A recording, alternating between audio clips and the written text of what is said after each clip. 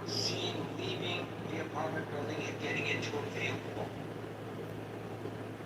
And they initiated a vehicle stop. Well, I can tell you, from a long career of covering law enforcement on a local level, and on occasion on a federal level, up close and personal, it's not unusual for people to be stopped who are not the targets of the investigation in cases of mistaken identity that doesn't make the stop in itself improper or illegal. I have witnessed and been with officers and on several cases agents who have done exactly that. They have seen a person and thought it was a person who was wanted, and they stopped them. I can tell you from being on the receiving end, I got pulled over by the cops. The officer walks up to my window. I thought it was a traffic stop. No, it was a vehicle stop. I hadn't broken a traffic law. I was wondering why was he pulling me over. But I had in my hand, by the time he walked up to me, my driver's license, proof of insurance, and registration for the vehicle to hand to him. He wasn't really interested in it. He wanted to know where I was coming from. Which from law I don't have to tell him, but I told him. I told him where I was coming from. And he looked at me, and he realized I am not the guy he was looking for, because I'm a man in his 70s, and the person he was looking for was a young individual in his 20s. I don't know the race of the person that he was looking for, but he didn't know he was looking for a red van. And he asked me, did you pull out of the Home Depot parking lot? Were you in the Home Depot parking lot? I looked, I go, no, Home Depot's closed. No, I wasn't in the Home Depot parking lot. He says, all right, thanks. Go on your way, and thanks for pulling over. Not to make me an ass. It was a case of mistaken identity based on the description of my vehicle, which matched the description of the vehicle that they were looking for. Doesn't mean that officer acted inappropriately by pulling me over. He was conducting an investigation properly, based on information that he had, and not like on a fishing expedition. Oh, you know what, I'm just going to pull over anybody who's in a red van. No, he had a reason to pull me over. So, based on what little we know in Houston, Maine, it appears it was just simply a case of mistaken identity. Now, what happened after that, I don't think anybody knows. A lot of people reach conclusions, but I don't think anybody knows. But how that evolved from a vehicle stop to a shooting, and I will tell you, even if the guy was trying to get away, which there is some question over whether he was or he wasn't, he may have been, that does not justify shooting him. If that cop had pulled me over, gotten out of his car, and as he walked up to the side of the car, he said, oh no, I'm not going to deal with this guy. And I floored it and took off in my van, which would be kind of stupid, because 100% of police cars are now on my van. But at any rate, had I done that, I would have then been in violation of the law. And he would have had every right to pull me over, force me over, call for backup to force me over. But would he have the right to shoot me? No, I don't think so. Could he have shot me and said afterwards, well, you know, I wasn't in danger for my life, but public safety, the man was pulling away at a high rate of speed. Well, we don't shoot speeders. We pull them over and we cite them. Sometimes we pull them over and we arrest them. Drunk drivers kill more people than anybody else behind them. We don't shoot them. That's not how we approach such things. So, I don't know whether this could very well be that this particular ICE officer or agent came to ICE from a police department and had gone through the academy, gone through the training, and should have known what he was doing, or it could have been that he went through the abbreviated training that they give ICE officers and acted in a manner inappropriate. Or it could have been that he was in fear for his life. We don't know. But we do know that 2 people have been killed. A 3rd person was killed is actually today because he was running from ICE and he ran in front of a semi-truck. That's never gonna end in a positive manner. And he got splatted by the truck. So some people are saying, well, I should have been chasing him. And other people are saying he should have been running. I would agree, you shouldn't be running. If I had run from that cop, I would have been 100% in the wrong. I might have ended up in jail for the night for fleeing and eluding. I mean, that's just dumb. But he would not have had a right to shoot me. So the question we have today is, are these ICE agents out of control, or have they been changing their procedure to a point where they're operating in a manner, generally speaking, that we in society find acceptable? But there were 2 exceptions, and they happen to come within a week. It's a big country. One of the exceptions happened in Houston, the other exception happened in Maine. They were unfortunate, but as I pointed out earlier, cops sometimes make mistakes too, even if they are better trained in how to stop people on the street than are the ICE agents. What do you guys think when we start calling people the order once we see them on the stage? Today that order begins with Scott, followed by Helen. Yeah, I mean, of course, Gary, I think these are excessive, and these excessive actions. I mean, Trump's doubling down. I think it's overplaying his hand. I mean, I think he's tone deaf on this one. Sometimes he intuitively gets the electorate. This is in general polling on ICE. I mean, it goes. The disapproval floats from 62 to 65%, depending on the polls. The approval is only 33 to 40%. So I mean, the approval floats around the presidency, which is not really high. 65% of Americans polled think that ICE has gone too far in their actions where apprehensions, things are concerned, and 46% want Congress to cut their funding. We've seen polls where a majority. Remember the one poll a month or 2 ago? I think 48%, the majority, it was 48 to 44 or something, wanted ICE disbanded completely. So I think that Trump is overplaying his hand here, and I think it's gonna. I think that this is an instance where I think he came in and shut the border, which was what people wanted, right? I mean, this is the amount of immigration coming in under. Although I looked up some stuff, I know the Cato Institute did a very interesting study of this, and really, I mean, Biden deported more people than Trump, than Trump won. Biden was not shy about deporting people. That Cato said was other factors, so it was interesting. But anyway, whatever the factors, people thought that too many people were getting in. Trump reversed that trend. I think you say mission accomplished if you're Trump. I think the ICE stuff has gone too far, and he's doubled down. And I think it's just going to hurt his own approval, and it's going to further plummet the approval rating and people's feelings about ICE. I mean, that's just the way. I mean, you could you can do border enforcement. You could do deportations. Obama was the deporter in chief, right? But he focused on border stuff.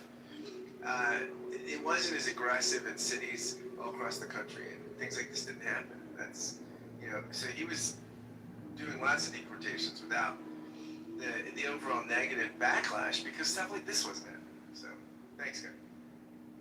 It's interesting that you mentioned the political ramifications. I look at it a little bit differently. It hadn't even occurred to me, the political ramifications. I care far less, and I'm not diminishing what you're saying at all. I think it's something I hadn't considered that I ought to have.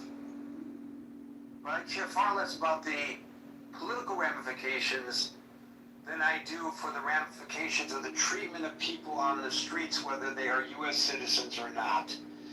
And as pointed out, they have shot and killed U.S. citizens, maybe justifiably, maybe not, but they have.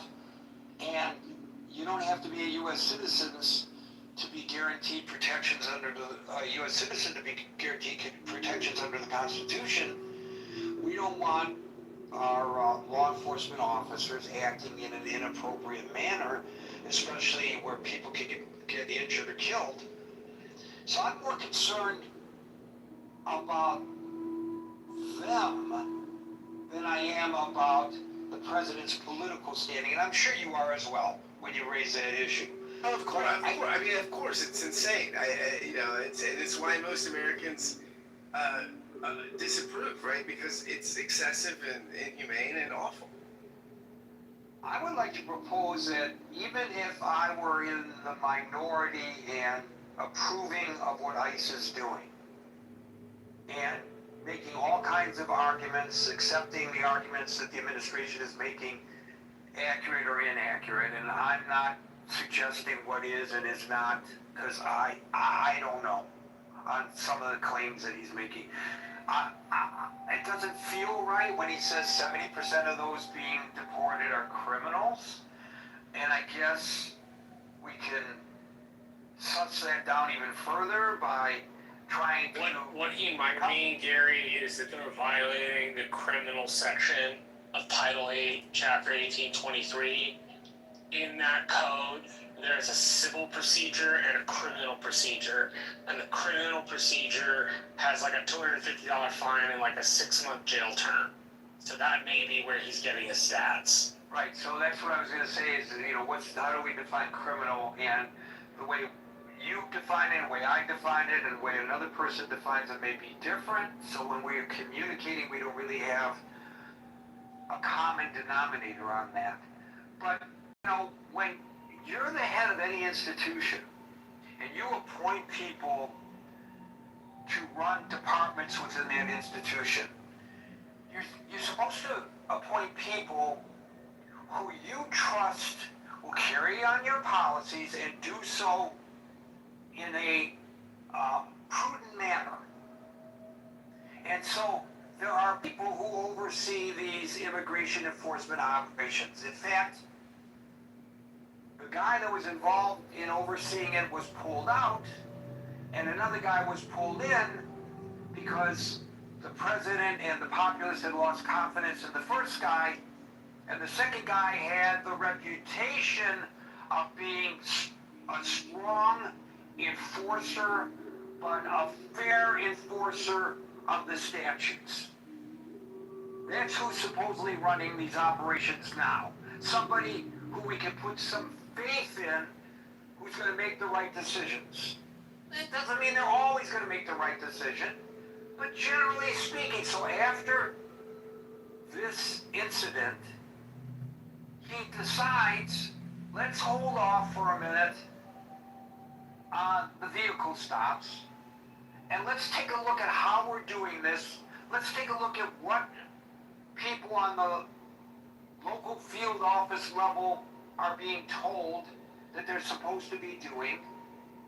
Because I don't believe, by the way, in holding a law enforcement officer responsible, and it happens all the time, for taking actions that they were told were the proper procedures. That they were taught were the proper procedures. This is how you conduct yourself. Then he goes out and conducts himself in that manner and gets in trouble for doing what he was told to do. That's a management problem. So maybe there's a management problem here. Maybe these are just two outliers that happen to occur in quick succession that's put our focus on something unduly. It's possible. But the prudent thing would be suspend the vehicle stops for a minute, take a breather, take a look at it, and come out with a conclusion. Maybe we're doing everything right. Reinstate them. Or maybe it's a good practice, but we have to modify things in such and such a manner. Then reinstate them after people are properly trained. The guy the president put into this position to restore public confidence in the manner in which immigration officers and agents act on the streets is almost immediately and publicly countermanded by the President of the United States, who overrides the decision on truth freaking social of all places and tells the ICE agents to go out there and conduct what he calls traffic stops once again.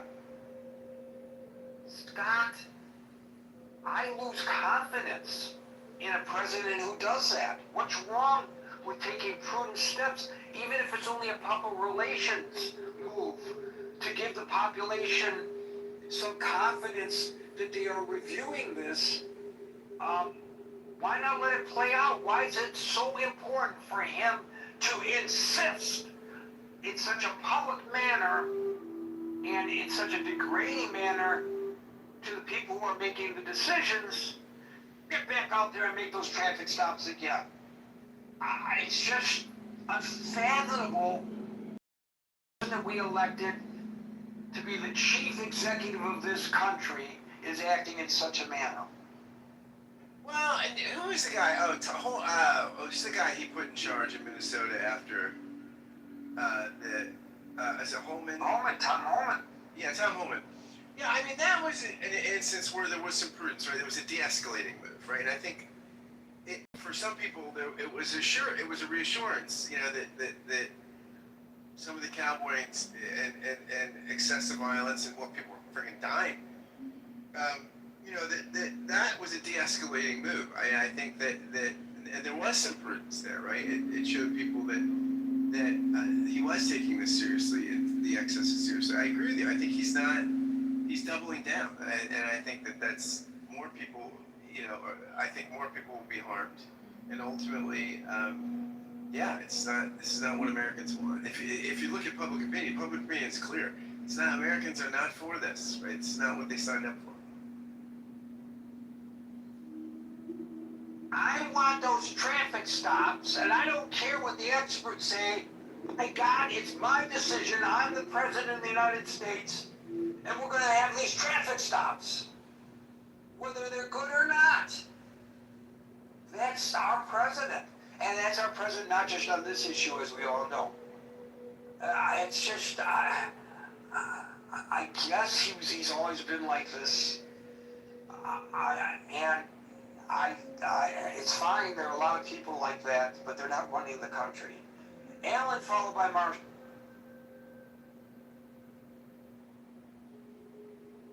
Believe it or not, ladies and gentlemen who are uninitiated, the sound of silence from Alan's microphone is a good thing, because Alan is a sole proprietor of a small business in Texas, and when he is not answering the call to the microphone, he is answering the call of a customer, and that means moolah shmoolah in Alan's pocket. And as I always tell him, business comes first. Clubhouse comes second. And Scott, I passed that information along to another person who was a CEO of a company who had to make the same difficult decision. And I think it's the correct decision. If Clubhouse is getting in the way of running a business, you ought not to be on Clubhouse. Marshall, followed by Steve.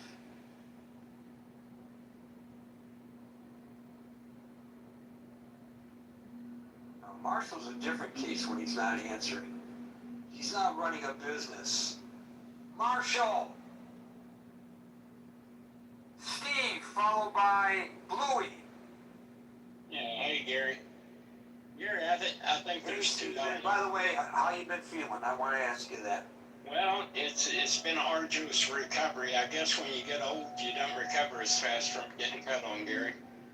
Oh, I know a youngin' who got cut in. He's in his his early 30s, and he's having a dickens of a time recovering because of the surgery and the man of the surgery has to learn to walk all over again. So I feel, to quote one of your favorite presidents, I'm sure, I feel your pain. Okay, that's good, Gary. Yeah, Gary, I think there's two elements at play here. I think there may be some undue aggression, but I think the general public has to take into account their actions too and the environment that they're creating. For instance, like some of the things we see in Minneapolis. And then what's that detention center in New Jersey? Do you know where I'm talking about? Delaney Detention Center. Yeah, Delaney Hall, actually, in Newark, New Jersey. Yep. Yeah. The stuff that's going on there, that's not peaceful protest. I mean, that's just out and out obstruction on law enforcement. So, me dealing with some police departments, I can tell you if a police are conducting an arrest or something, and they're already in a heightened state of agitation, and you run up on them and start wolfing in their face, you may think you have the right, and to some degree at a certain distance you may have, but you are inflaming the situation in a way that 9 times out of 10 will not turn out like you intended. Happened to me once, Steve. Yeah. This is kind of an interesting story. And you talk about mistaken identity. I'm driving down this dark road, and I see on the sidewalk a bicycle on its side, and I see a car that had come up from the wrong direction and hopped the curb. It was right up against that bicycle. And of course I thought, oh my God, somebody just got hit by a car. Looks like maybe a drunk driver or something, Yeah. So I said, let me go and see. I'm going to dial 911. I'm going to render aid, whatever. I pull over. I run back there. And there are a bunch of people standing around. And they jumped that I ran up on them. They were shocked that somebody ran up on them. And they turned around at me and they said, what are you doing here? And I looked at them and I said, are you the police? They could have gone very, very badly, but they were all undercover. It did not look like a police car, and it looked like an accident, not somebody, not the cops stopping some guy on a bicycle. I mean, I could have gotten a little tune-up there. Could happen. I can tell you an instance. I used to run an independent trucking operation. Nothing big, just a couple of trucks. But I was in Wisconsin one time. I got caught in one of these, I think they call them wolf packs, where the state police will go out and they'll do targeted stops, and they're just looking to pick up stuff that's normally not taken in by the locals. Well, I get in this one area at a weigh station, and they do a truck check on me, for safety and stuff. Then they found out that my logbook wasn't right. Well, anyone that knows independent truckers, sometimes that's what happens to get to your delivery on time. So anyway, I told the guy, because he's going to find out anyway, I said, well, you may want to look at the logbook. There could be a problem. So he looks at it and he said, you're going to have to come inside. I said, well, I figured as much. So we walk inside and we're talking. I'm not getting angry. They're looking at my logbook, and the state police, they're looking at each other, just kind of snarking back and forth. And I said, guys, you know what it is here. I said, sometimes you get the rabbit, and sometimes the rabbit gets away. I said, you caught the rabbit. I said, that's all there is to this. And they kind of laughed. And there wasn't any point in being confrontational at this point. I had nothing to gain. They had me dead to rights. Beside me, on the other hand, was this guy. He's deciding he's going to show police, you know, what a macho guy he is, and he's wolfing at him and stuff. And when I got through with what I was doing, and I explained to the state police what happened. I said, look, I had been in Wisconsin, then St. Louis, then down in Charlotte. I said, there was no way I could make this work. And I said, I gotta make truck payments. I said, it wasn't a matter of me trying to do anything other than survive. But anyway, the guy, he said, Mr. Wine, he said, you know, if I didn't have to, I probably wouldn't even write you a ticket. He said, but there is a safety issue here. I said, I don't know. But, you know, went smoothly. On the other hand, this guy beside me, he was just like me. They caught him, and he's wolfing, and he's getting an entirely different reaction. Now, I'm not saying you got to capitulate to everything, to every law enforcement, but I'm saying the manner and way that you interact with these people can bring a lot of different responses. And the things that we're seeing people running up in these guys' faces, wolfing on them with a bullhorn and different things.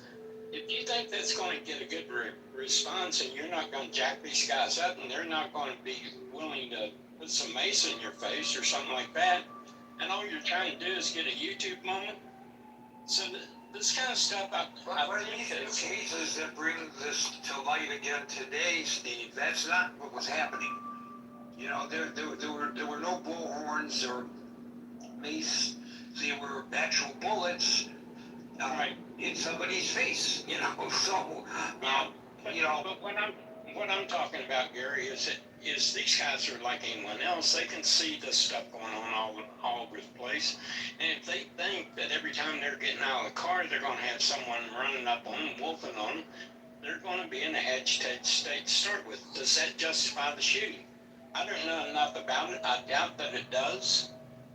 But I'm saying the confluence of these two factors, and it, you know, I've heard this before, and this is probably correct because they're trying to ramp up so quickly to fill spots.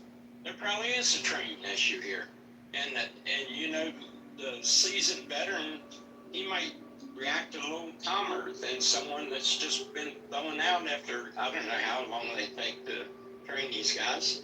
So there may be an element to that, but you know, the general public, you go up wolfing on someone that feels they're in a dangerous situation, you do it continuously, you're not going to get the best reaction. And especially if you truly believe that these guys are undertrained to begin with. So long and short of it, I think it's a confluence of two things mixing together in the witch's brew that's not coming out very well, Gary. Well, which president number is Donald Trump? 47, right? Yes. How many days training did these guys and gals get? 47.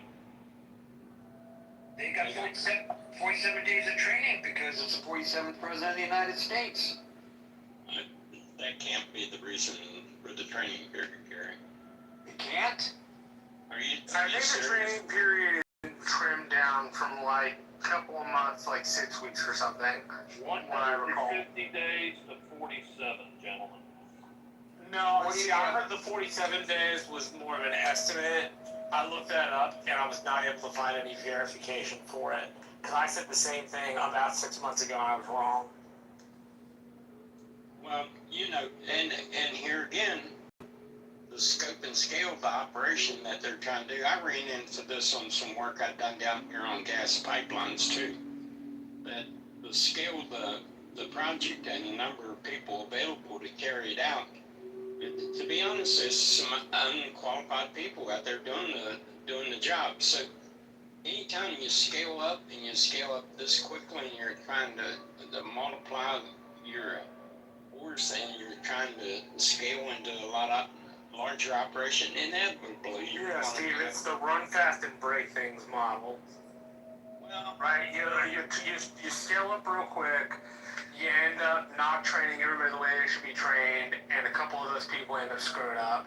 We don't know whether they screwed up or not. Obviously, killing somebody who's not the subject of an investigation is the wrong way to go, right?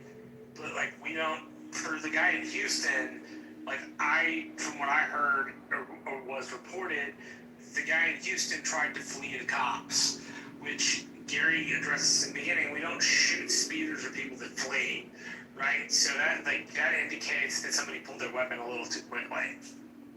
Well, that could be, but I mean, you know, how you mitigate that, you mix the younger guys or the less trained guys in the seasoned professionals so that you'd have the pros lead the unit. That seemed to me the way you can do that, where, like, if you're going out, you'd have a guy that's been there 10 years, done it, seen it, been involved in all types of operations, could be, and he could kind of talk the younger guys down. But, like I say, you know, if all you see nonstop is this kind of aggressive action towards these guys every time they walk in. I don't know that that's all that they see in Houston. Maybe they do, and I don't know that that's all that they see in Maine. Maybe they do. I wouldn't want to presume one way or the other, but you oversee the cops in your town. I'm just saying, Yeah, all your cops are certified by the state of West Virginia. How long is their training period? I think it's like 4 to 6 months. Yeah, so during that massive hiring blitz, Homeland Security temporarily reduced the basic training academy. I'm reading this from all places, Al Jazeera, but I don't think it's inaccurate. For new immigrant and customs enforcement deportation officers to 47 days. This was a significant reduction from the traditional roughly 5 months. Now, maybe it's coincidental that it was 47 days. I don't know. One of the things that our town has as mandatory, before you're even allowed to go to the State Police Academy and do your training, is a psychological profile. We send those guys out to have a psychological profile done on them. And I think that that's something that, no matter what law enforcement, if you're going to give a guy a gun and you're going to give him the force of law up into taking life, you better make sure that the guy's playing with the full deck. So that's the first thing we do. We have the psychological profile run on the guy, and then if he passes that and there's nothing glaring about the psychology of the guy, then we send him on to the academy. But we don't send anyone to an academy without the psychological profile being run on. I'm with you on that. If they fail the psych eval, they really shouldn't be agents. So they do psych evaluations on prospective ICE agents. It's supposedly a rigorous pre-employment medical and psychological screening to ensure that they possess the emotional stability, mental resilience, and judgment required for federal law enforcement duty. That's what I'm reading now. I'm presuming what I'm reading is accurate. If it's not, somebody can correct what I'm reading, but that's what I'm told. Thank you, Steve. We'll go to Bluey, followed by Joel. Thank you. You know, I've been reading your Substack, and I'm going to tie your most recent Substack to this, Gary, if I may. Your Substack title is to the effect of, if someone says they plan to kill you, you should believe them.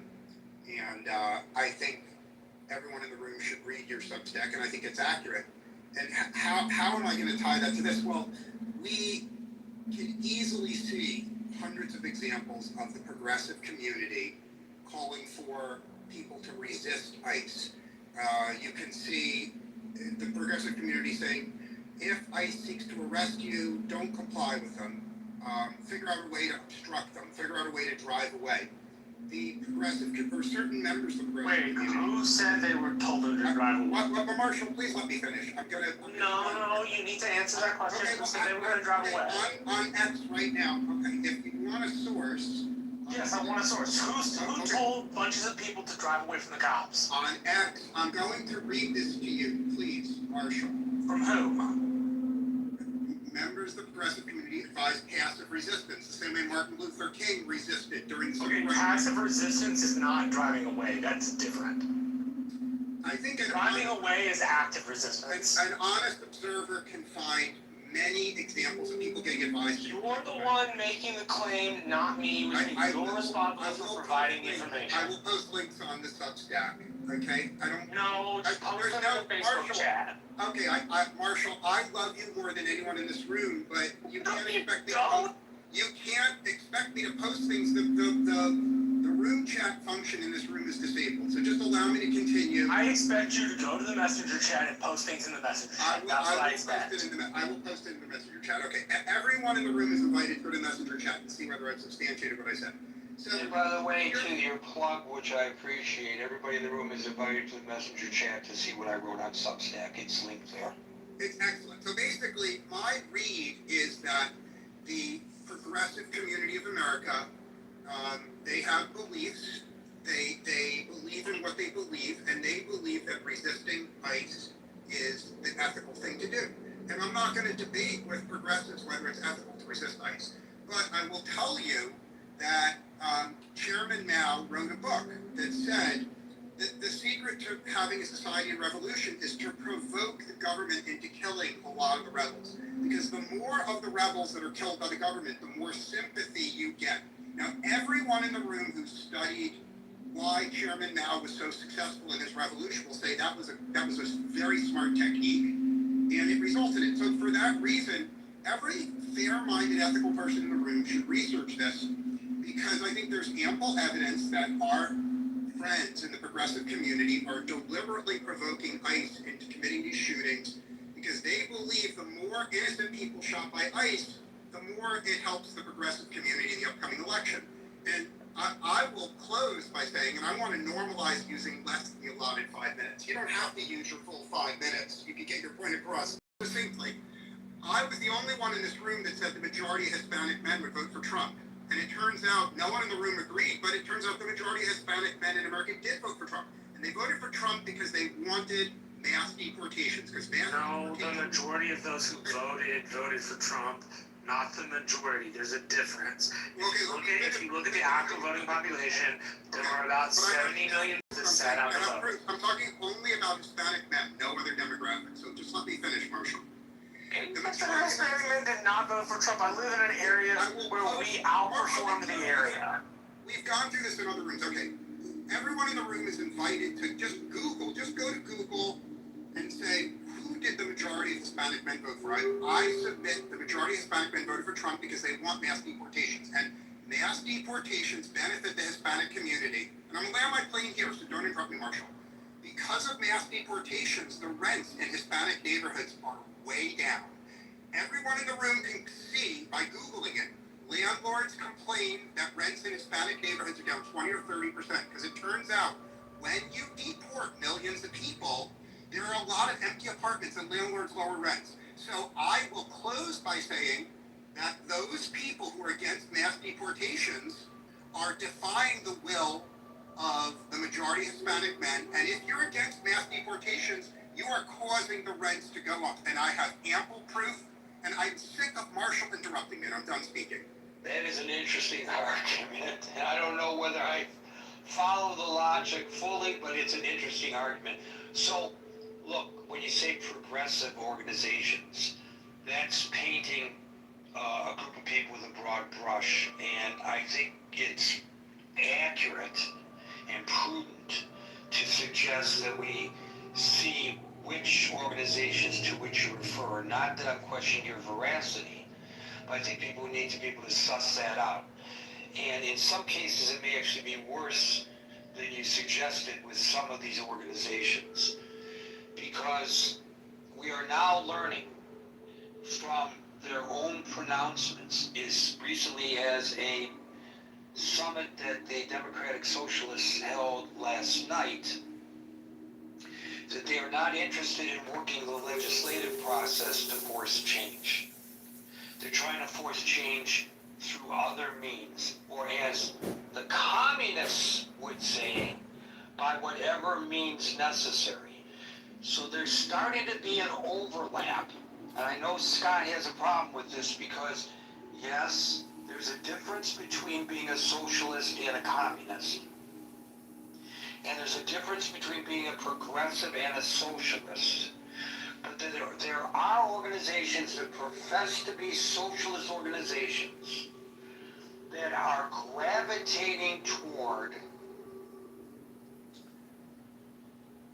policies that are closer aligned with the communists than those particular policies are with the socialists. I will say that the preeminent organization that has been advising people, not to say that people are not influenced by other organizations, of course they are, but the preeminent organization that has been advising people on how to respond if approached on the street by ICE agents is the ACLU. And here are the three things the ACLU tells people, that these are prudent suggestions, at least from the ACLU. If stopped by ICE in public or on the street, ask, and by the way, they hand out cards to people in targeted neighborhoods. It's a wallet-sized card that you can carry. And I believe it's in multiple languages. It says, ask if you are free to go. Ask the agent, am I free to leave? If they say yes, calmly walk away. 2, exercise the right to remain silent. You do not have to answer questions about where you were born, your citizenship, or how you entered the country. 3, show valid documents only. If you are a non-citizen over 18 and have valid immigration documents, you should show them. However, the ACLU strongly warns never to provide fake documents or lie, because that would be against the law, and you would be putting yourself in legal jeopardy by doing so. Jules, followed by old Raj. I'm hesitant to say, fuck the ACLU, but I'll come out and say it. Not what you said, Gary, about what they're, what they advise people, the history, and just what the organization I'm not saying this to promote the organization any more than I was quoting Al Jazeera to promote Al Jazeera. I'm just providing information. Okay, getting back on topic, you brought up a very important thing, Gary, about that they were undertrained. The ICE is undertrained. By the way, ICE is a government agency, a law enforcement agency that we should all give our total respect to, like you did, Gary, or like you do. But I think they were undertrained. And let's use it 47 days was the amount of time they were trained. And let's say, I'll also use your quote, Gary, it takes 5 months. So let's say 47 days, 5 months. Okay? So within that period of time, that ICE wasn't available, between 47 days and 5 months, how many children are going to be raped? How many children are going to be killed, or grown-ups raped or killed from illegal aliens? Even if they're 10, if 20, 30, 40, who knows? How many are going to sell drugs that kill people? Whatever that number is, I want those fuckers out of the country. What about the non-illegal aliens who are committing these crimes at a greater rate, not only in numbers, but in per capita than the illegal aliens? Do you want those fuckers out of the country too? Who are you talking about? The native citizens who commit crimes at a greater rate. I'm answering this question. You mean Americans that committing crimes? Is that The question I asked, Yeah, go ahead. the question I asked was, what about the non-illegal aliens who are committing those kinds of crimes, not just in greater number, but in greater numbers per capita than the illegal aliens? Do you want those fuckers removed from the country as well? Well, if they're Americans, I want them in prison. I want those fuckers in prison. If they came here illegally, I want those fuckers out of the country. Well, why not imprison them? Like if I had done it, I'd get imprisoned. So if some person who's here, quote unquote, illegally does it, why not afford them the same opportunity to be incarcerated as I would be. Why is he get off the hook and be deported? Because the floodgate, if it was a normal illegal alien, I might agree. What I mean by normal is the floodgates were opened with hundreds of, with millions of illegal aliens. Right, but the majority, vast majority of them, in spite of what the president says, the statistics will show we're not criminals coming across the border. And so what? So they're here illegally. It doesn't matter if you're acting appropriately. You don't need to be incarcerated. And if you're acting inappropriately, I would agree. You need to be incarcerated. Why do they get a ticket out of jail? Why do they get to pass go and not go to jail first? If this was a monopoly game, why are they allowed to go back to their home country? And if you or I do it, we have to be incarcerated for it. Well, some are incarcerated first and then deported. I mean, how much jail space do we have? Well, I want all those fuckers Well, out. apparently a lot of jail space. How much jail space Certainly. do you want? You'll have to wait your turn there, see, if you don't mind. Apparently a lot of jail space because we keep building jail space for the migrants. So I guess we got a lot of jail space. So might as well use it. We don't know if we're putting migrants in there. I told you had to wait your turn, and you weren't listening. And maybe, I think, you were saying that you were presenting yourself as an American-born natural citizen. So, unlike an illegal migrant, you don't have an excuse for not understanding the English that comes out of my mouth. Jules, go ahead. Well, okay, you were making a point. I just want to get rid of those people that don't belong in this country. That's my point. And we handle our criminals in a certain way too. Unfortunately, I don't even know how sanctuary cities are still legal. I mean, where's the legality of that? Why doesn't that go to the Supreme Court? The reason they're legal is because on minor crimes they don't call federal enforcement. On things like murder, they always call federal enforcement. I only know this because I looked it up.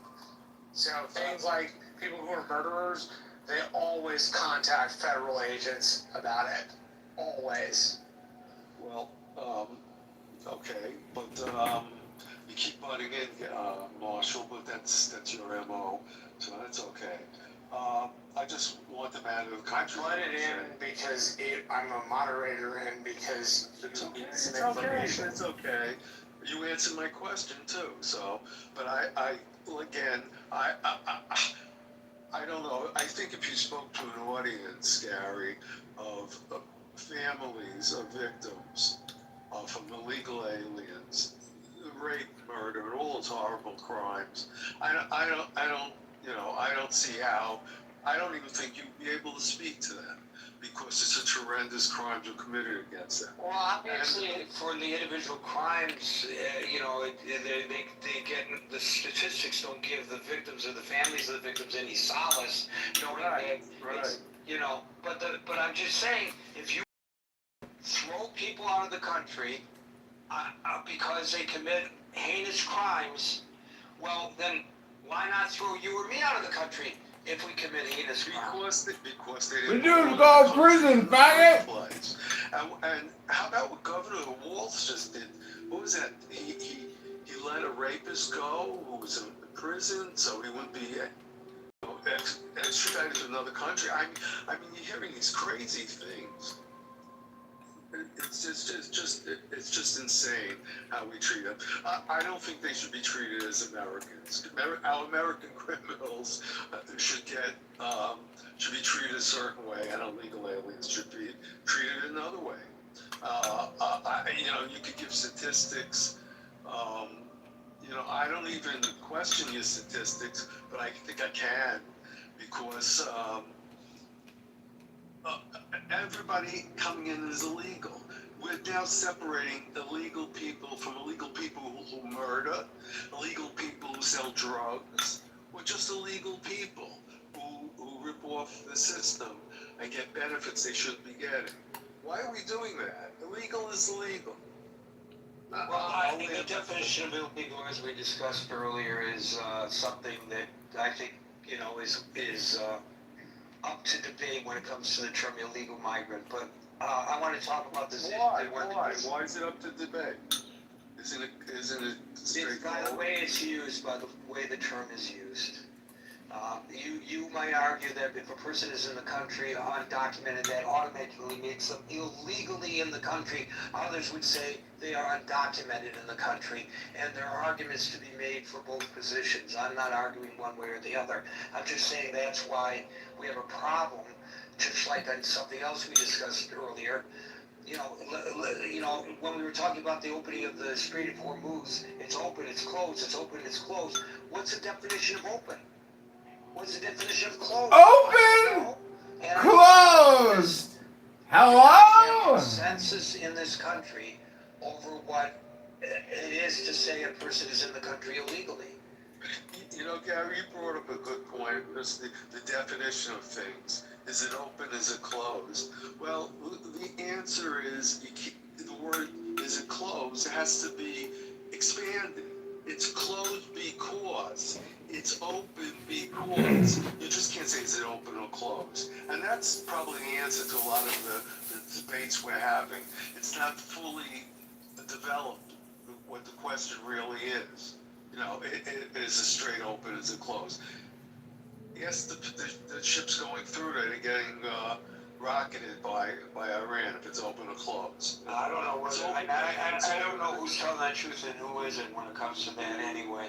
I'll tell you one thing, it's dangerous. It's open or it's closed. Well, I know we're not talking about the Strait of Hormuz. I'm just using it as an example.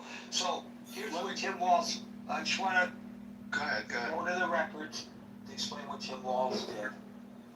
He and the State Pardon Board granted a pardon intended to block a man's deportation.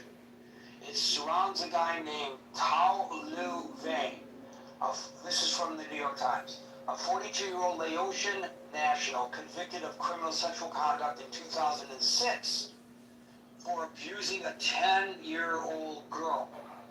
Vang had originally avoided prison through a plea agreement, which, by the way, is another issue that defies understanding. You mean to tell me that he abused a 10-year-old and was able to plea it down to where he didn't serve any time? That's right, repeatedly. But anyways, he originally avoided prison through a plea agreement, but was given a federal deportation order. I don't think anybody would argue that that deportation order was out of order. So, in June of this year, the State Prison Pardons Board of Pardons, which consists of the governor, the attorney general, who happens to be Keith Ellison, and the chief justice, Natalie Hudson, voted unanimously to grant Vang a pardon. According to the New York Times, the primary factor in the state's decision was a letter from the victim herself, who stated she had processed the trauma, made peace, forgiven Vang, and explicitly requested the board grant the pardon. So that's what happened. That can make me vomit, the whole thing. Yeah, I just wanted to put it into perspective. I didn't see that in the New York Times yet, but that's something that I'll first I want to throw my salute to Bluey. I like what he said, and I want to end by where I started. I bet you the fuckers the ACLU approved of the whole thing. I land my plane. So, Jules, really, the next time you come up, you should let us know what you really think about the ACLU. You shouldn't be couching it in euphemisms. Just let us know straight out. I will. Okay, thanks. Old Raj, followed by Hasana. Thank you, Gary. I think the last two commentators both were highly useless in their comments and completely off.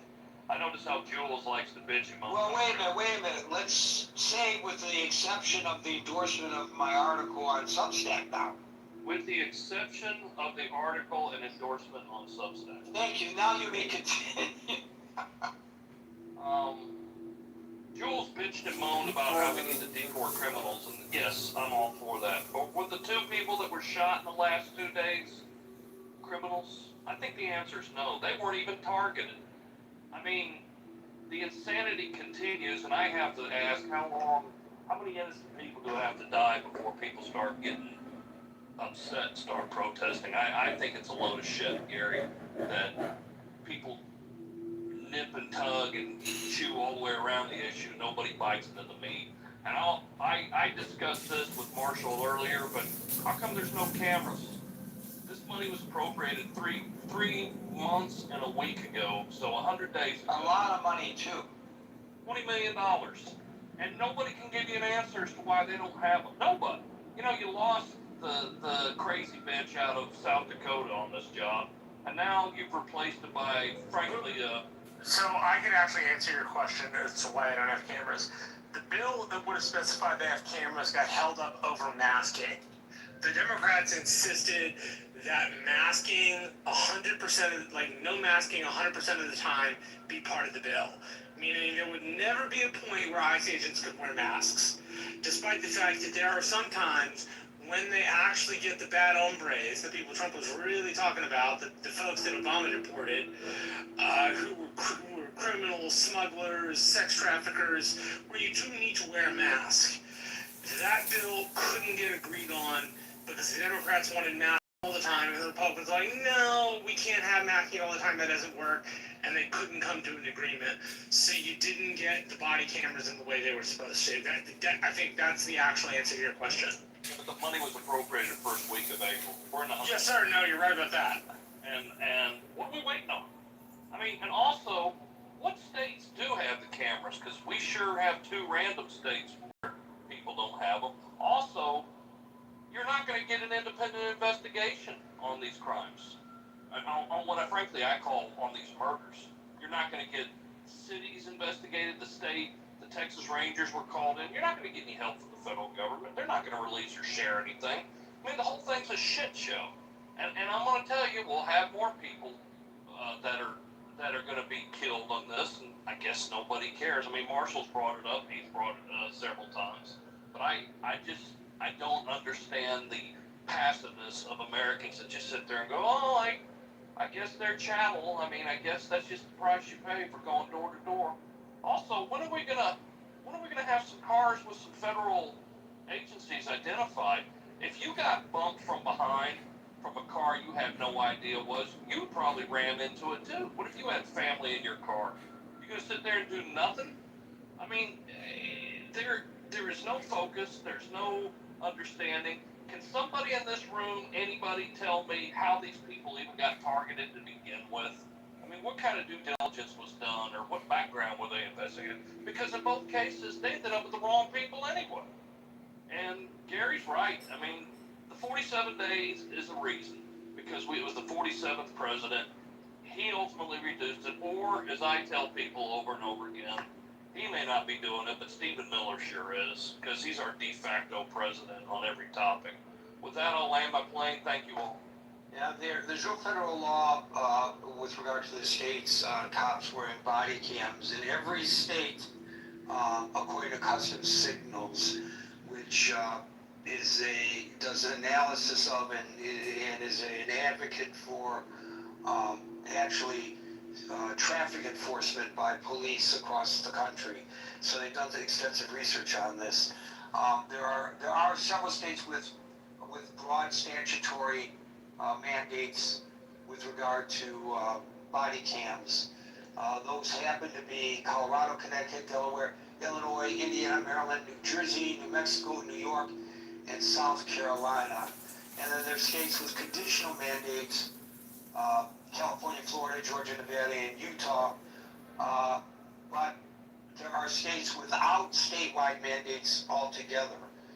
So it's like Maine, Michigan, Massachusetts, Idaho, and Mississippi. It's a mixed bag is what it is, old Raj. But so I don't know whether we should compare them not putting body cams on their cops, like in Steve's community, I don't know whether they have body cams, but it's a very small community, they may not be able to afford it, if it's left up to the community. But as you rightly point out, they were given and mandated to put the cameras on, and I get the sense as well, they've been obfuscating every time they've been asked about this. And only today, they've agreed that to ensure that one agent in each field office during any operation be wearing a body cam. One. As a start to the program. That's a slow run of the program. Is it by design? I don't know. Is it because of the statutory limitations caused by our do-nothing Congress, as Marshall suggests? Could be. Hasana, followed by Linda.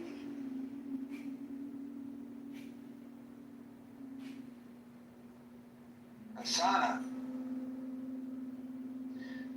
Linda, followed by Moose. Hi everybody, is ICE still out of control again? I mean, I personally think they are. I just didn't know, ICE I guess prior to all this things going down, I didn't know them to, approach people on the street and ask them, are you a U.S. citizen? Were you born here? Just, randomly stopping people, asking them for IDs, not showing their face. It's just kind of, scary because, I'm American born and U.S. citizen, and, I mean, my dad is Somali, and my mom's Black American, and I love Somali, and I had a Somali name, so I would appreciate, ICE just walking up to me, have they have done other people demanding to know, it's just bizarre to me. I that's none of your business, I don't carry my passport with me everywhere I go, or my birth certificate. I do carry, my driver's license with me, but a real ID doesn't necessarily mean that you're a citizen, so I'm like, why do I have to prove that to you? I think it's just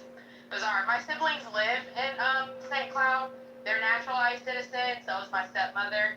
And they live in St. Cloud, Minnesota, and I mean, they were afraid to leave the house because of all the things that were going on in Minnesota and how bad it was. And there's just all the chaos I think that ICE caused. But if you, I get what you're saying, Gary, and I'll wrap it up. I get what you're saying about the argument between calling someone undocumented versus legal. I've read about that. I agree, with the panel of people that if you're here, committing crimes, you're hurting children and people, you're committing crimes, you gotta go. You absolutely should not be here if you're coming into this country and committing crimes. You gotta go. But as far as coming after the person that's been here for 20-something years and they overstay their visa, I don't know. I feel like it's just kind of overkill.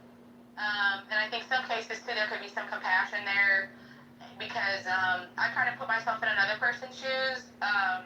You never know what could happen, and you have to flee and leave your country for different reasons. People come here for all reasons to, usually better themselves, better their lives, get an education, make money, things like that. I think if you're going to come here and be productive and contribute to the economy and be a productive member of society, I mean, I definitely want people ideally to be legally here, but I think there are some circumstances that happen. But I don't agree with rounding people up and things like that. It's just kind of scary, and that's all I want to say. Thank you. I think that's on the right hand side of the aisle, that's one of the problems now. People on the right hand side of the aisle, by their politicians, were promised for the better part of 40 years that the law would be enforced. And the law doesn't make an exception. The law says if you're here without documentation, you are here in contravention of law. And normally that's processed as a civil matter, right? But sometimes it could be processed as a criminal matter. Right, and I think a lot of people, I wouldn't say myself included because I live in a place where I'm right next to Mexico and we have lots of folks that are undocumented. But I think you have a lot of people on the right hand side of the aisle that say, no, I have to obey the law, and if I get stopped for speeding, they don't ask whether I'm a citizen or not, they don't ask any of those questions, they just ask if I was speeding, right? And so those people think to themselves, okay, well, if the law says you're not allowed to be here, well, guess what? You're not allowed to be here. And that sucks it sucks that you've been here 20 years. It sucks that you've been in a place where we haven't enforced the law on you, but, you know, the law says you can't be here, and there's no way around that, right? If you read the law, that's what the law says. And so I think you have a lot of those people who are just unwilling to give. Maybe they should be, but I think you have a lot of people on the right-hand side of the aisle, again, not myself, but a lot of people who say to themselves, well, there really isn't an excuse for this. The law says you can't be here, that's what it says, so you gotta go. Well, here's a mitigating factor to that argument, and it comes from the Republican side of the aisle. That, you know, they created this problem, or this administration created this problem. If you want to get rid of people, to use a previous caller's crass terminology, get the fuck out, you still have to do it in a legal manner, correct? Yeah, look, I think there should be some allowance for this, right? If you've been Well, here no, 15... I'm not asking about allowance. I'm asking about if any person that Jules, for example, who is very articulate and obvious in his point of view, want deported, in order to deport them, there is a process by which, under the law, the government is required to go before deporting them, right? Yes, the government is supposed to go before some sort of immigration court before deporting them. Right. Unless they have permission otherwise. So, and there are conditions under which expedited removal is legal. Right, but in general, you have to go before an immigration law judge. Yeah, in general, you have to go before an immigration law judge who's on the executive branch. And it's the president and his administration that's pushing the deportations. So when the president returned to office, there were 726 permanent immigration judges. The administration purged the courts. They fired... Yeah, they fired the people who would do the jobs. Agreed. I don't disagree with that. They made it so that it was harder to get it done. Like, that's not something I disagree with. They absolutely I know you're not. I'm not saying that you disagree. I'm not arguing with you. I'm trying to make a point. Gary, I need to ask a question from audience when you guys have... Okay, I'll get to you in a second. So between 100 and 115 judges that the administration deemed too lenient or unaligned with this mass deportation agenda, gone. An almost equal number of experienced judges, this is according to NPR, resigned, retired early, or accepted buyouts due to plummeting staff morale and pressure to fast-track cases, which I will point out in case people are unaware. They were overwhelmed by cases, so many, even before Trump took office a second time. So by early 2026, according to NPR, the active judge corps had plummeted by nearly a quarter, dipping well below 600 judges. 12 immigration courts lost more than half of their judges, and 2 courts, and those courts were running on skeleton crews, and 2 courts were closed. So how can you say on one hand, we need to get rid of these people, and I'm coming in as president, we're going to get rid of these people. Yes, yes, yes, we're all in favor of that. But in reality, you make it more difficult to get rid of the people. How do we reconcile that? I think the problem is... And he's not as serious as he says he is. That the Obama administration at this time in his presidency was more serious than the Trump administration is. And that if the Trump administration were truly serious, they would have copied what the Obama administration did. From what I understand, the Obama administration at this time in the second term had processed far more people than the Trump administration has. And they did it without shooting people, they did it without people dying. So, I said one of the problems is that the public is fed by people like me, I guess, a steady diet of headlines. And we have trained ourselves willingly to swipe left and swipe right, and we've got enough information in 3 seconds. That's what we're training ourselves, and our children, it's going to be even worse. They're addicted to even the TikTok. attention spans are just about nothing. They're unwilling to look and read articles which are longer than a paragraph. And even if that's supposing they can get through the paragraph. So because we've conditioned ourselves, and it's true, if you study it, they tell you if you're interested in getting people, you need the dopamine fix. That's your intent by the numbers. If you look into the actual analytics, you'll see, people are watching your video, but they're not listening to you. So you have to grab them in the first 3 seconds. I do this show completely wrong. Welcome to the Critical Thinking Forum. We're here Monday through Friday starting at 5 o'clock. Today's topic is, I already wasted 5 seconds. You're not supposed to do that. You got to get right to whatever hits them over the head in 3 seconds. That's what I'm telling you, that's what all the analysis says. So when we hear That's what my old man tells me about the radio. So when the president says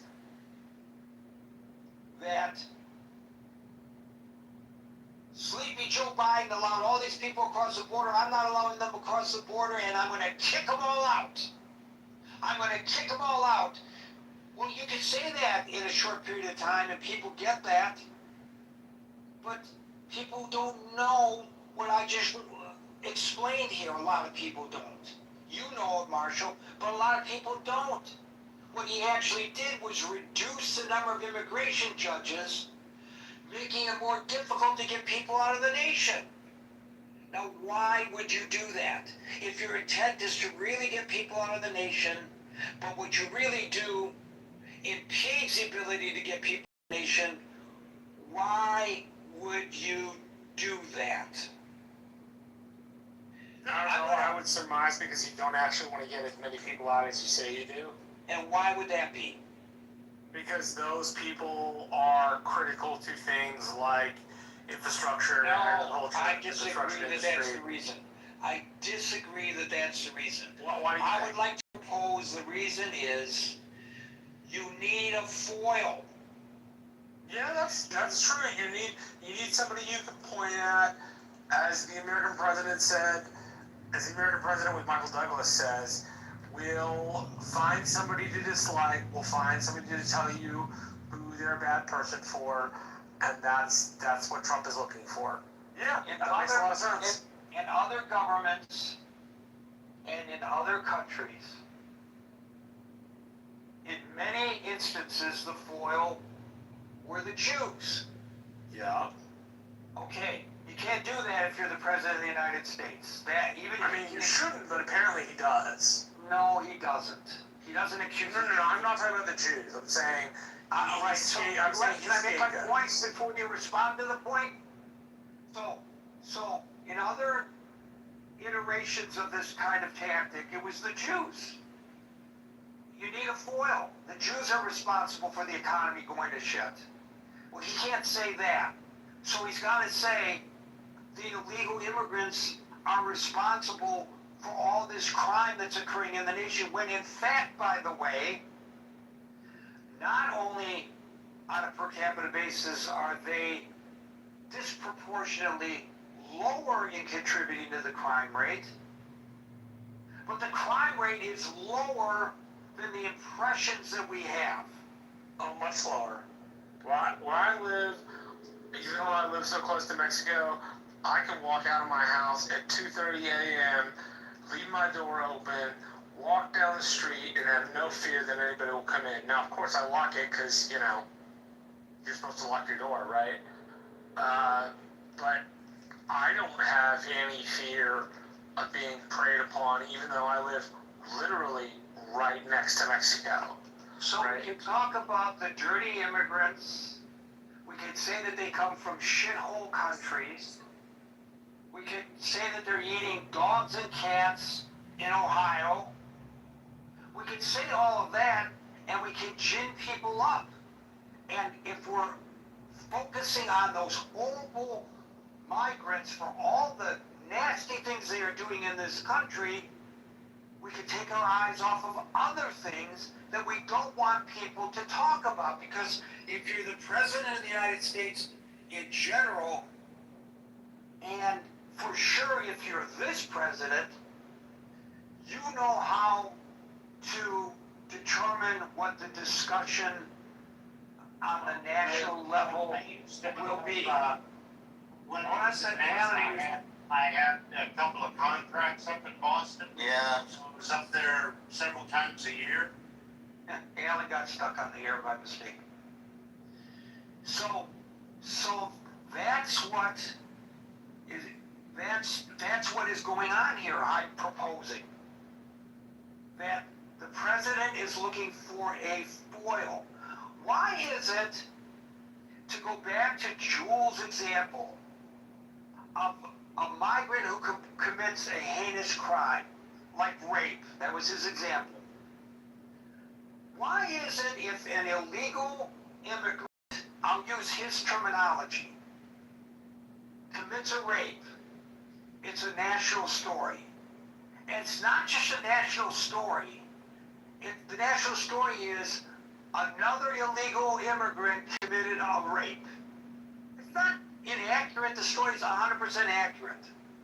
How come if Jules or Gary commits the rape, it may not even be a local story, much less a national story? What makes that a national story? Why is it so important to beat the drum and talk about every time an illegal immigrant is driving a truck and kills somebody with the truck? Yeah, that person should have been driving the truck. 100%. But what happens if, God forbid, when Steve was driving a truck, he had done it? Would they say, a naturally born American citizen killed somebody? No, they would not. People are not taking the time to step back from the forest to see the trees, because we are being dished out headlines and slogans. And Jules is not incorrect. He's absolutely right, and it's worthy of our attention that if that illegal immigrant had been in the country, then that rape wouldn't have occurred. He's 100% right about that. That's true. There's no question that that's right. But to take it out of proportion, if in fact this administration really cared about deporting people, why would he have allowed the immigration courts to shrink? They were already overwhelmed. Because they wouldn't give him the answer he wanted. Exactly. The answer he wants is everybody has to go. The answer they were giving him was only some people have to go. No, And it's only not the certain answer periods that of he time. wants. Not the answer that he wants. Why didn't he just replace them? He could have taken 100 people, gotten rid of them, and replaced them with 100 people. You don't think that there are 100 lawyers who would take a job like that if offered it? Oh, I actually think the administration is kind of incompetent at doing some of that stuff. Oh, it's incompetency. No, I think some of it's incompetency, not all of it. I think some of the immigration stuff is intentional cruelty. I think some of the immigration stuff is intentional incompetency. Yeah. Gary, I have a question if you don't think it's We'll on get to you in a topic. second. We'll get to you in a second, Daniel. I want to give Alan an opportunity. Alan, are you back with us? Yeah, sorry, I was wondering if you gotta call me when I was gone. It was worth it, $112 I did. I just need a simple question. Is ISIS formed by the law, or they just came up and they do it? Because I hear a lot of stuff. You heard me last time. I got caught in the border of Juarez and El Paso. It was at the same time Iran shoot something somewhere, and I was talking to a friend of mine, and he asked me if everything is okay. I said, yeah, we are all right. We're coming back. And we were in the van. The dentist provided us the transportation. This is the situation. I may be different than anybody else. When I was ready to come to United States, we had a class. First thing they told us, they said, you obey the law regardless of whatever. And I went there. I wasn't worried because I didn't have nothing to fear. They took me in there. There's two gentlemen who started questioning me, and I answered the question honestly and as best of my knowledge, very calm. We've been there 30, 40 minutes, and I didn't fuss or anything, and became friends. And they asked me if they need help, if the FBI need help in Dallas, is it okay? They call me and get my help. I said, it's a privilege. I don't understand people are screaming because I look different or I look different. Well, if they stop me, simply you cooperate and go along. If you don't have nothing to hide, you shouldn't be worried about. I was wondering if ISIS created by the law or somebody just came up and said, unleash these people on people. I'm not aware of it. I don't, sorry, my knowledge is zero on that. I'm not exactly sure I know the question, but it's a federal agency. If that answers the question. Thank you. Yes, that's what I wanted. But federal agencies, they have all the right to ask any question. It's not. I don't think it's against the law unless Marshall knows better.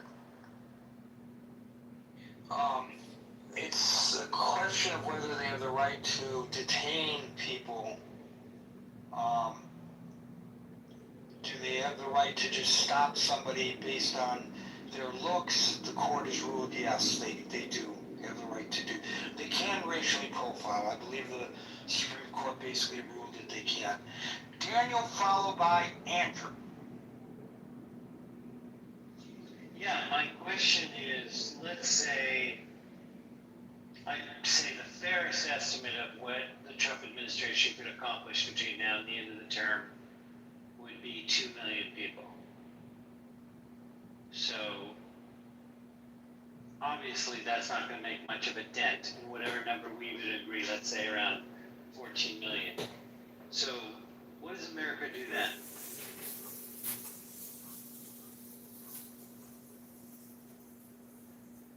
I'm sorry, your question eludes me. Well, the idea there, I understand it. Okay, let me reframe it. The idea, as I understand it, is let's get rid of illegal aliens, right? Again, starting with the worst and all that prioritization stuff. Nonsense, but like the best number that could be achieved by the Trump administration is deporting 2 million people. Let's say we could disagree exactly what the number is, but let's say for the sake of argument, we decided on 14 million or so, 14 to 16 million that are in the country illegally. So the best you can get out of all this terror, which is what it is 2 million people, and suspension of civil liberties and everything else you can argue about. So at the end of the Trump administration, that's all you can get out is some 14, 18%, whatever that number turns out to be. What are you going to do about all the rest? Yeah, well, I mean, you're not getting rid of all of them, is your point. That's your argument, your question? Question which leads to that obviousness, right? But it really comes down to an ownership by posing it as that, right? Because it's fine to say in theory, well, everybody has to, follow the law and everything else. Like, there's a lot of ways to deal with reparations, penalties, adjustments, what the law calls a remedy. And there's a way to absorb some of the people that are here right? Why not start with that? It's like, oh yeah, we'll get everybody out and then start over. Well, that's 10 or 12 years from now at this pace, if you can even keep it up. I doubt you can keep it up. And I don't know whether they intend to keep it up. And for sure, after this administration has, who knows what the policy of the next administration is going to be, right? Exactly. And we've been very, very inconsistent in our approach to this issue, as we have been inconsistent in our approach to many issues. And this is a worldwide thing, to be fair to America, right? Like a worldwide thing about how immigration and cultural assimilation is handled. And, doesn't matter how much of an economic case, and it's an incontrovertible economic case, that immigration enhances the economic power of a nation that is absorbing more people. But regardless, the cultural upheaval that happens is so much in the other direction, it takes years for that to become apparent. That's been true with every wave of immigrants, right? Exactly. Because people don't like hearing the truth of this, but people on a per capita basis contribute more than they consume. Yeah, and that's the way I would look at things, but then you have those who say, but what about this person, the outlier? What about that person? If that person wasn't in the country on welfare, then they shouldn't be here. They're not contributing. You can't. It's an argument that's very hard. Yeah, it's fair. It's fair, but we can't let the perfect be the enemy of the good, right? There's some things we can agree on that we can move the ball forward with, and it should start from if God forbid, we were starting another country, we would want people to come to it, right? It's like we want to be able to absorb as many as we can sustain and support, not start with how do we get rid of everybody. That's not, again, this is going to prove it from the question I was asking basically, which is, here you have apparently the toughest on immigration ever going to be, and even these guys at this pace couldn't possibly take care of the problem just getting rid of everybody. It proves it. Thank you, Daniel. We'll go to Andrew, followed by William. Good afternoon, Gary. I trust you can hear me okay. We've been through this. Oh, did you hear Stevie Eiserman's gone, eh? I had anticipated that, yes, but Steve Eisner was canned as the general manager of the Detroit Red Wings. Had he not been Steve Eiserman, he would have been gone a long time ago. Stevie was a hero for sure. This particular administration, I believe, has no regard for the course of the law. I think they tout the law when it's in their favor, but they ignore it when they have that feeling to do so. And I think that's evidenced by the fact that out of the 17, I guess it's 17 now, 16 of those investigations were summarily quoted as being justifiable prior to any investigation. So if you go in with that mindset, then it's no wonder that I think many of these agents may think that they're invulnerable to that direct watches of these agencies and other agencies of the law, etc. It's been very successful in othering. I mean, I've heard the word people used quite a bit here when speaking of it, but I don't think that's how the administration views these illegal aliens. In fact, they're not people, they're rapists, they're drug dealers and murderers, and they eat cats and dogs. When you use that sort of language, I think to a large extent it shows just where this administration, how it feels about these quote-unquote people, and their want to remove them. But I like Daniel's point that you can only get rid of 2 million or so, and what do you do with the rest? But also with the courts, reducing the courts, if you want people to be terrorized, and I'll use that word intentionally, then you reduce those court systems so that they don't get a fair hearing, they don't get in front of the due process that is afforded, that should be afforded them, and has been in the past. And then you lock them up in what is sanitizingly called detention centers, which I don't know that that's an adequate description of the environment in which these people are in. You just had another person die being transferred today, Venezuelan, from one detention center to another, and this is indicative too of the othering of people. If you don't, if they're not people in your mind, then they don't deserve any considerations, and this is the situation that you now have in the United States.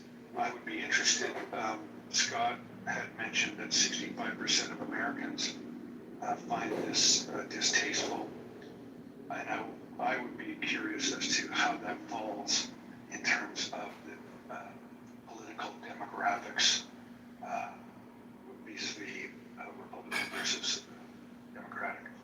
Anyway, I'll end there, and thanks, Gary, appreciate it. Thank you, Andrew. We'll go to William, followed by Steve. Gary, I think the word you were looking for before was scapegoating. Basically, scapegoating is the form of propaganda that was used against Jews in Europe before World War II, during World War II. Scapegoating is a tool often used by authoritarians. There have been a lot of good authors that have been writing on this, and I put a link in the chat, which lists a lot of books from New York Times Review. But like Ruth Ben-Ghiat is one of them that studied Italian fascism. Tim Snyder studied Eastern Europe in detail and wrote a great book about the time period between like Hitler through Stalin and all that went on in Eastern Europe.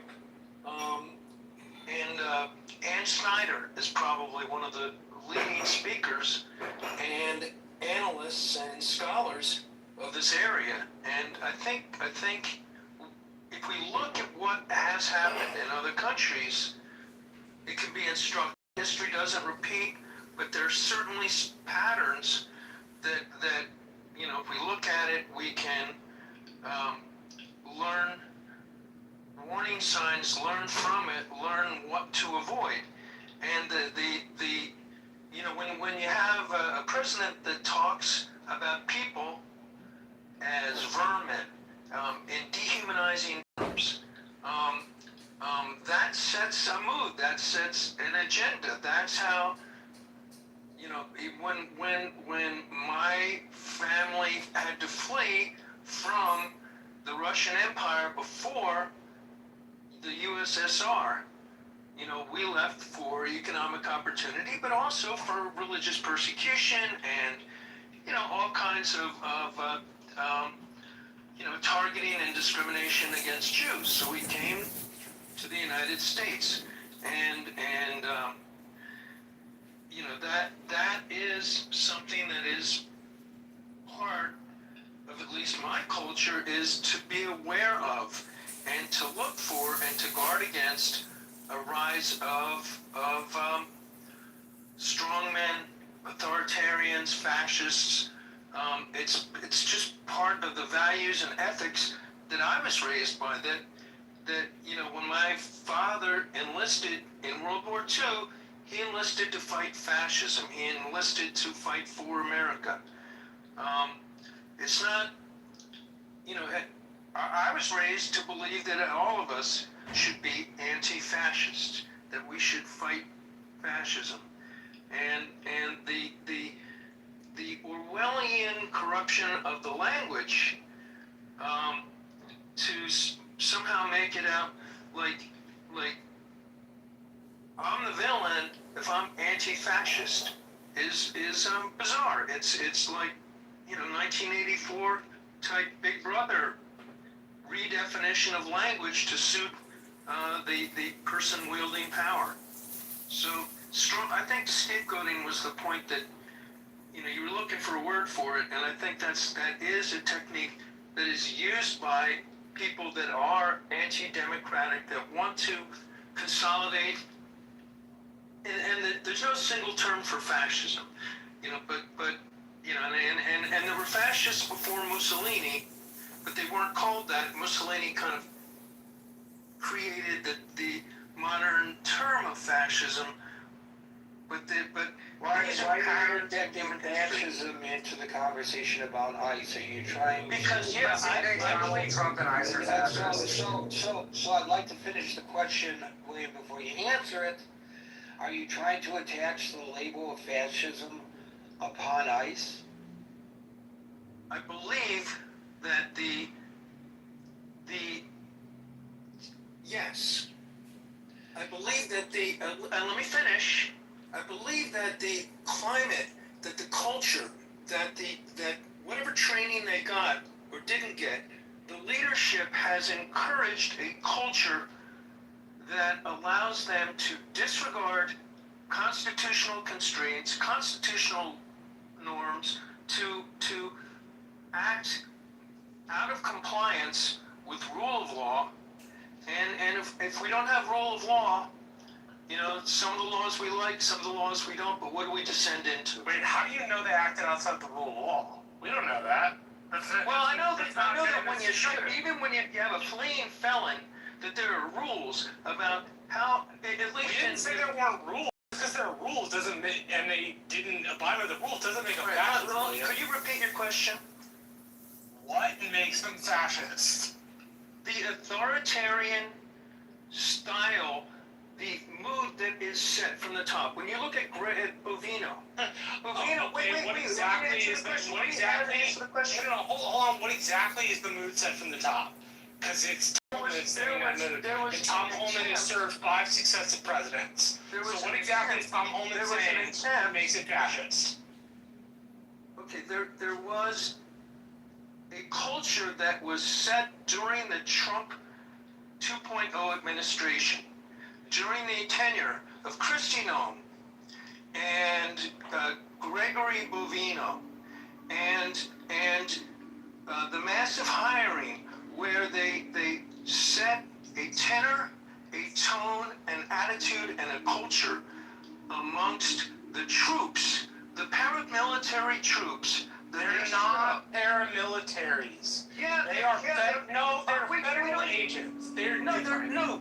When you paramilitaries imply something specific. It implies something like the SAD division of the CIA, the Special Activities Division. They're not the Special Activities Division of the CIA. When you can quibble about the term, but when It's you not have people quibbling. that Special Activities Division is paramilitary. ICE is not paramilitary. when you have people that are up armored, they are armored as if they're going into Fallujah. They are armored. They have been armored the entire time they have been serving, even under the Obama administration. They were up armored. Not like Yes, like they today. were bulletproof Not like vests. today. They They wore weren't guns. wearing masks. They weren't hiding their identities, and that is presumptively a bad They move. partially hide their identities when they go after criminals who have drug cartel connections. I don't disagree with you that when you're confronting the abuelita down the street, you shouldn't be wearing a mask.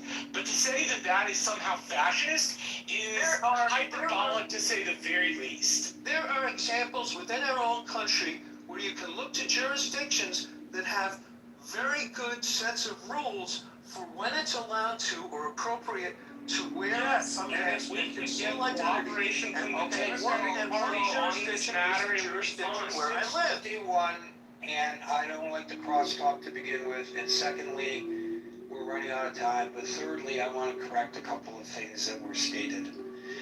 With regard to the up-armoring, the Obama administration placed strict limits on federal agencies, this is according to PBS, acquiring military-style and heavily armored equipment, which ultimately resulted and the revocation of some previously provided tactical gear. But, William, continue yourself for a second, please. But to suggest that this is fascism that we are seeing, it's one thing to say, I don't like the manner in which ICE is operating.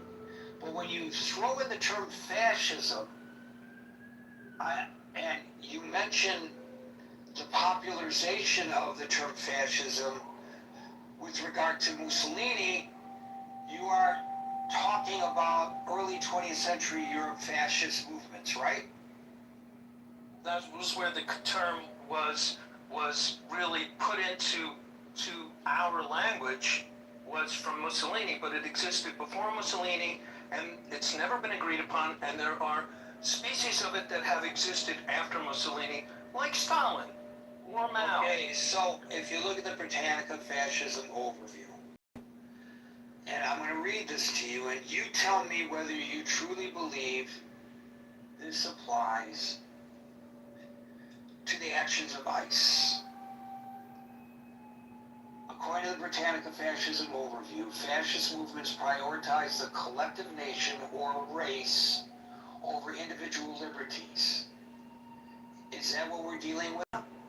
Yes, to some degree. Some degree. Yes. Yeah, wait. Britannica is giving, and you're asking me to respond to a multi-point article, so you're going through it one by one, and I would say, and I would have to read the article to actually respond in an intelligent way, but the nationalization, the creating of the underclass, the Untermenschen, the vermin, the language that's used By ICE?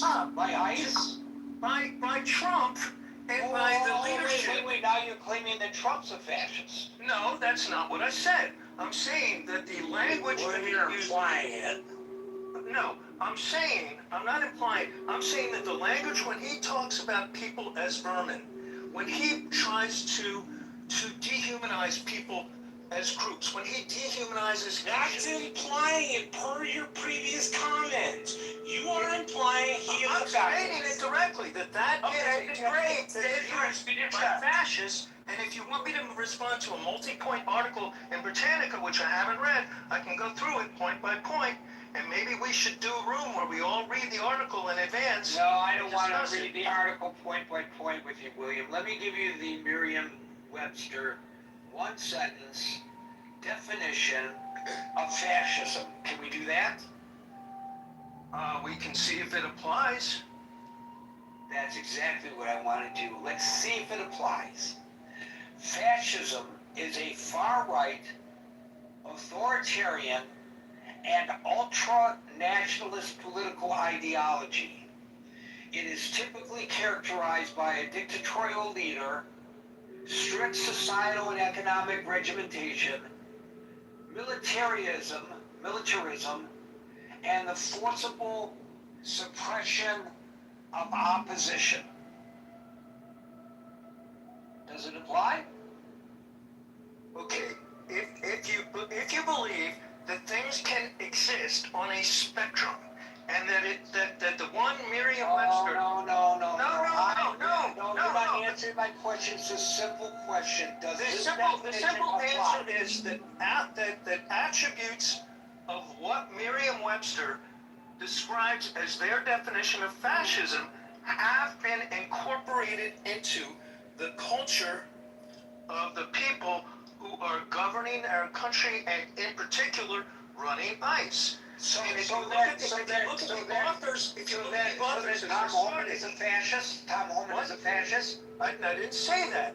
I'm saying that there are They're not fascists. Then they're not fascists. You always like to speak in binaries, and not everything is a binary. Things exist on a gradient, and there can be a backsliding towards something. Okay, but if you interject the term fascism, I'm just asking you to back it up and not say, there's a spectrum, maybe it applies to this, maybe it doesn't apply to that. is this a fascist organization or not? Let's look at the specific behaviors. William, wait. I did not interject the term fascism. You did. I'm asking you whether you are labeling ICE a fascist organization. Yes or no? That's all I ask you. I am saying that ICE is incorporating attributes. I didn't ask you that. I'm not saying Why that do I ask you one thing and you answer another? they don't fit the Merriam-Webster definition. Then your answer is no, you're not. No, that's not my answer. Then your You're answer putting is words yes, in my you mouth. are. I can answer. I am No, saying. no. I'm not. No, you're You know putting what? words You're in my mouth. obfuscating, William. You're putting words in my mouth. I'm No, saying. I'm not putting words in your mouth. You're obfuscating. Yes or no? Either you are trying to label ICE fascist, or you're not. I'm not arguing that it is or it isn't. I'm just asking you, what are you saying? Clarify. Are you attempting to call ICE a fascist organization? Are you? Either you are or you're not. I'm not asking you about the spectrum of the definition of fascism. I asked you a simple freaking question, and I can't get a simple answer. You know it's not in black and white. I think I'm talking dark and not you. Is it raining outside? Yes or no? Well, it may be misty. Is it raining or not? I just wanted a simple yes or no. That went on for over 5 minutes, arguing something that I never even asked. And an earlier caller, old Raj, brought up that we were discussing one thing and that people hijacked the discussion to discuss something else. At that time, that hijacking came from the right. This time, the hijacking came from the left. I try to be the most accommodating moderator on Clubhouse. I really do. I try to be accommodating, but I lose my patience over this nonsense because of this argument with this last caller. Agent and Dark just got screwed out of their opportunity to speak. You can say it's my fault as the moderator, and ultimately you're right, but I allowed this guy to hijack the conversation. I think... Hijack. It's not black and white. You did it. Okay, Dark, why don't we give the floor to you, and you could be William's defender. It's fascistic behavior and certain things. Okay, Dark. Let me ask you a question and then we leave. Are you interrupting me or not? Yes or no? I am. Okay, see? That's all you had to do, yes or no. Are you trying to label ICE fascist or not? That was the question. The question wasn't what the spectrum of fascism He said is. it was nuanced. He said it was nuanced. It's not black and white. It's not yes. The question, Dark, the question of whether he was labeling them fascist is not nuanced. Why? Or am I speaking a different language than everybody else today? I never You're trying to put words in his mouth. I'm not. No, he was talking about it being fascist. Come on. It's not that difficult. I'm not arguing that they are or they are not fascist. I'm asking him, stand up and answer my question. Are you saying they're fascist or are you not saying they're fascist? Because he was the one to say Donald Trump was fascist, so you should be willing to say ISIS is fascist too. You should be willing to say with your chest. Right. He said Trump is That's not not the point, you guys. No, Victoria, it is the point. The point is, I asked the question. They're not fascists. The question. And if you're going to accuse them of being something like the brown shirts, then you should actually have some proof for it. Well, the point is, I asked a question, I wanted an answer. And I'm going to be a prick from now on. Well, Gary, I'm not going to put up with this bullshit anymore. Gary, the article you read about the fascism, it's exactly Iran's government. Is ISIS like Iran? I doubt it. For God's sake, give us a break. Go for it. You did a great job. Yeah, I'm very frustrated today, doesn't show. Folks, we're here, 5 o'clock New York time, Monday through Friday. If I've recovered by tomorrow, we'll be back at 5 o'clock. Oh, he didn't close it this time.